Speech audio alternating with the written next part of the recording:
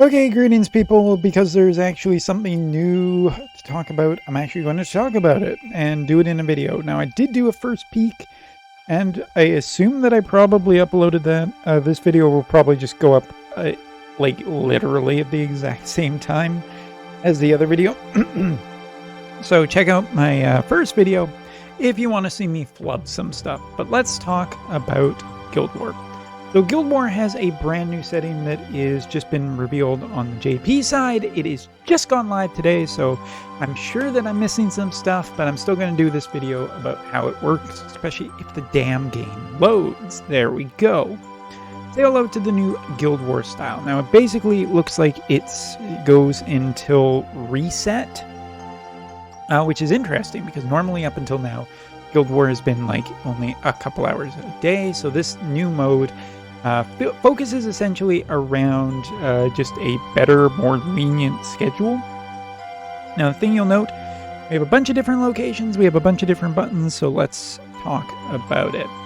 Now, we do have, you will set up effectively 2 teams. Now, the goal of this is to get as many points as you can. The goal is to get basically as high a score as possible. You only have 3 attacks to use in 2 teams. Now, any team can be used 2 times, but no more than that. So you can see here we have our water team. We also have my ice team. Now, my ice team has already attacked 2 times today and cannot attack a 3rd time. So despite how good your one team will be, you will at least need 2 teams.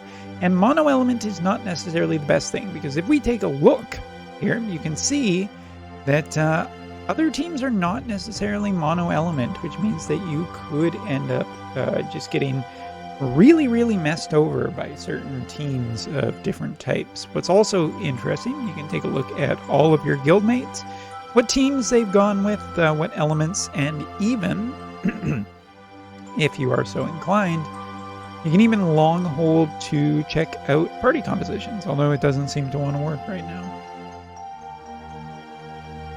I mean, maybe it's... there it goes. Whatever. The systems only work so well. You can also see history here of who's attacked, how many times they've attacked, what their points gotten were. As you can see, there's a variety of different points on here. Looks like the highest you can get is about looks like about 4,000 potentially. Now you can attack any of these, and there are 4 teams per each one. But what's really interesting here is this, the difficulty slider. Now, if nobody's attacked, nobody has really set the difficulty bar. But difficulty 1, incredibly easy. Difficulty 7, kind of low, more medium, probably what most people are looking at. If we take a long hold here, we can see their stats. Now, if we went up to 10, you can see a considerable more it is more difficult. The other thing to note is that there is no AI when you do these, or sorry, I mean, it's auto only is what I was getting at. Basically, like, if you are going to attack, you are not in control. It is the AI, so you'll have to think and plan accordingly. Now here, I was able to do a battle against this team with my ice elemental team, and even at level 66, the enemies were fairly damage capable. Like, they were pretty good at hurting my guys. So, like, even my ice elemental party, which you saw, which is no slouch, I still was able to win, but, like, snow definitely went all the way down. HP is preserved across fights as well as ability uses. So you do have to plan and think about which teams you're going to fight, which teams you're not going to fight, who is the best for you to go into. Like, here we have Light Dragon. Maybe that's not really what we want to do. Maybe we want to go against Mont here and Lilith because we have a water team. There are also rulers of the castle, which are considerably probably more interesting groups. You can see some of the same teams are even repeated on lower levels, but here up at the top there is a kind of special unique team. So you know what, I've tried difficulty level 7. This is the first time I've ever done this, so we're going to do difficulty level 8 and see how it goes for this video. We could potentially do, should we do 9? type in the comments right now, and I will mentally predict what people want from me. Looking into the future. A comment. It says Umbra. Do 9. Very well. We shall do 9 because this is a fresh party and we're going up against a bunch of different elemental teams. We got a healer in there. We got a tank. Let's see what happens. So beforehand, you can see the map. You can see the units if they are already... Now, if you only kill a couple of units, for instance, like if we were only to kill like the 2 fire elementals here, then the next person who comes in can potentially attack them. So let's see. We'll just go in and attack.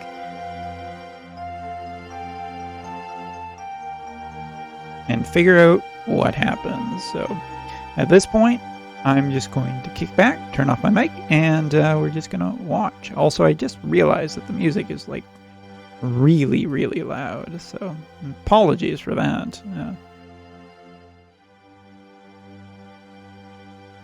Hopefully the audio, my audio is still louder, but you can see that it takes approximately 6 hours to load, which is really, really fun.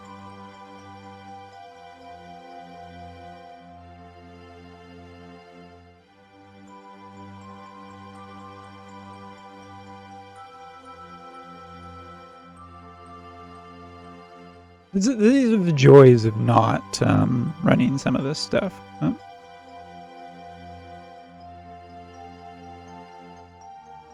An interesting start, to say the least.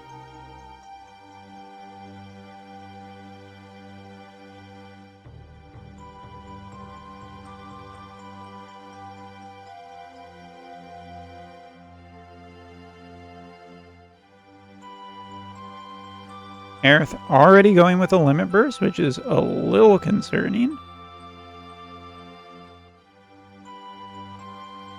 I guess since he only has 3 turns left to live, this is perfectly fine.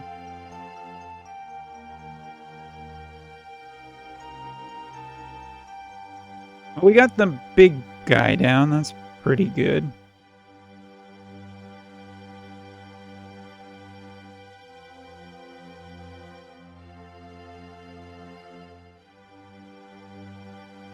Potentially a nice big hit as Astrius heals right back up.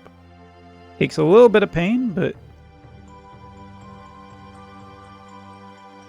Bless is down, which is a tiny bit scary.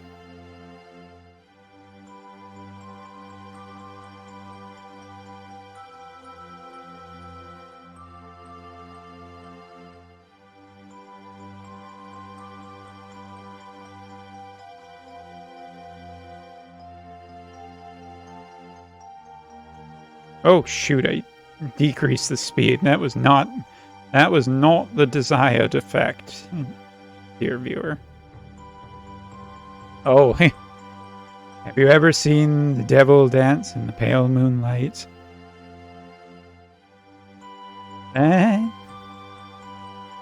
See what Aerith elects to do? That's a shame we lost Astrius.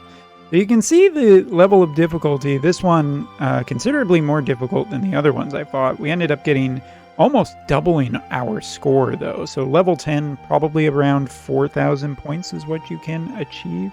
And other difficulties, so on and so forth. So you have to think about how many times you use your units. If it's worth really going for that difficulty. Because like right now, if we didn't have the other party as well finished, you can... Wow, look at the scores. That's actually really funny. You can see fighting 2 missions on lower difficulties.